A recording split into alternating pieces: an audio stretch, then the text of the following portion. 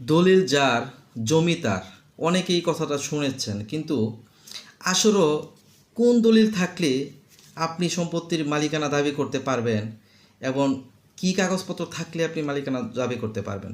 শুধুমাত্র একটি দলিল থাকলেই কি আপনি জমির মালিক হতে পারবেন? যেহেতু সবাই এই স্লোগানটি দিচ্ছে, অনলাইন ফেসবুকে কিংবা ইউটিউবে সবাই বলছে দলিল যার জমি তার। আসলে কি দলিল যার জমি তার? কেউ যদি একটি ভুয়া দলিল তৈরি করে বলে যে আমি তো এই সম্পত্তির মালিক, তাহলে কি এই দলিল দিয়ে সম্পত্তির মালিকানা পাবে? আবার দেখা যাচ্ছে যে আমি সম্পত্তির মালিক ৫%, কিন্তু আমি দলিল করে ১০% লিখে দিয়েছি, তাহলে কি এই দলিল দিয়ে কি ১০% সম্পত্তি পাওয়া যাবে? তাহলে কি এই স্লোগানটা কি সত্য হবে যে দলিল যার জমি তার? আসলে এটা একটা স্লোগান।